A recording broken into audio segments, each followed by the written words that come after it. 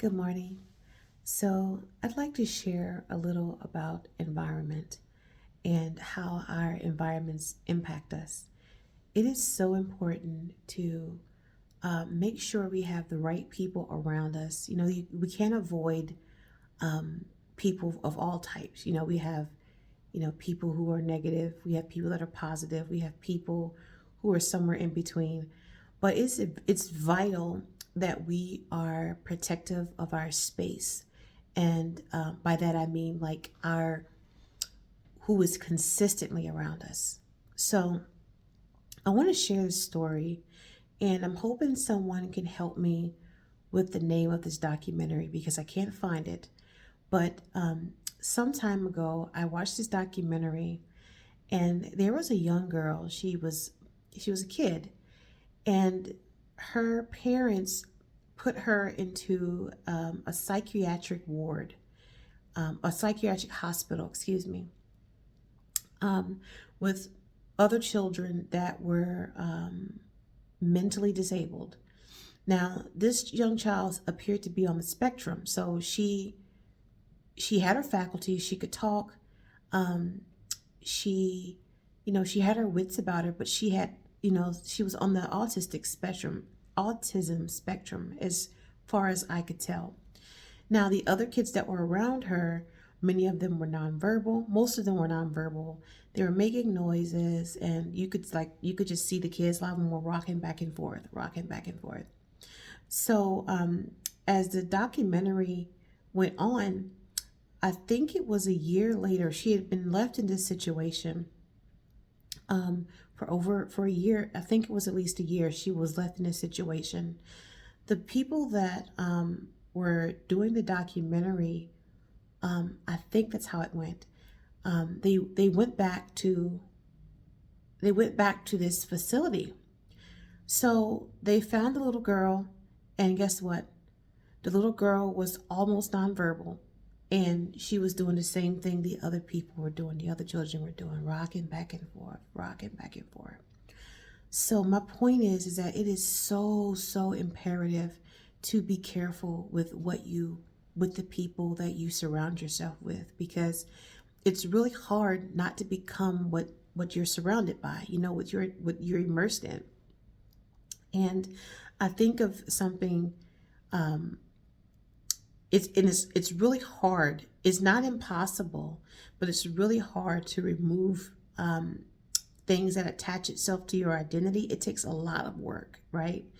But I just want to encourage you guys, just really be careful and be cognizant. So start paying attention to the things you say to yourself, the things that you believe, your own biases. Like, where did this come from?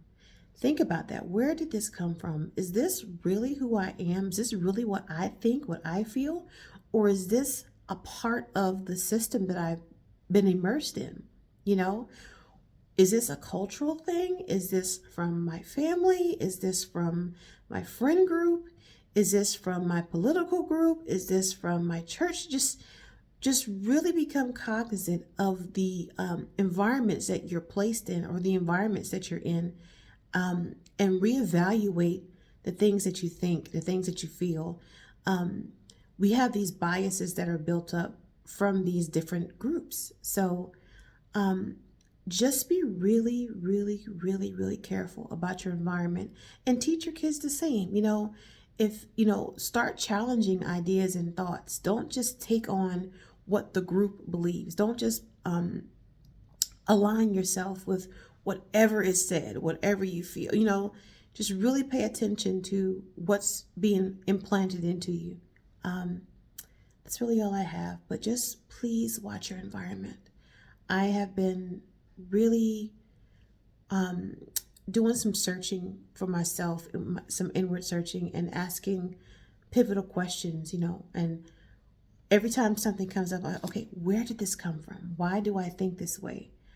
Because we all have biases, and we all have things that we think about ourselves that stem from our background.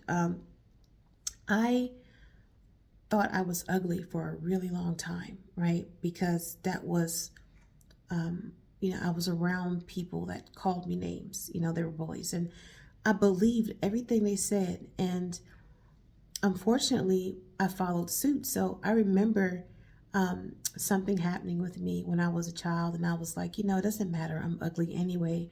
And I didn't say that um, in a way where I wasn't sad about it. It was just realistic. It was matter of fact. It was just what I really believed about myself. And it took me, I came out of that system and I ended up alone, right? And I was working, and I remember going into this bathroom one day, and I washed my hands after, I went and washed my hands, and I looked up in the mirror and I saw my eyes, and I'm like, you are pretty, you are beautiful, and I started speaking those things to myself.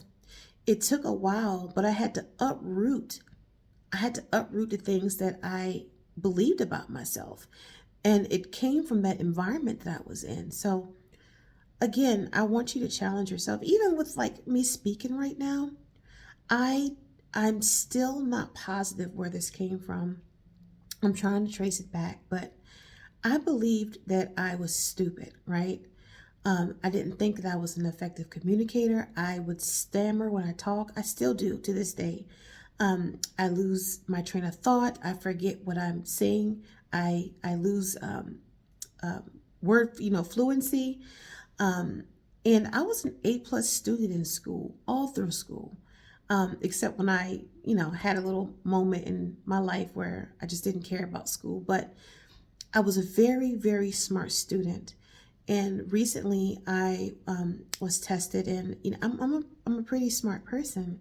And I say that humbly because it's nothing I did, it's a gift. But for a long time, I thought it was stupid until I stopped myself. Wait a minute. I'm not stupid. I've sat and I've figured this out.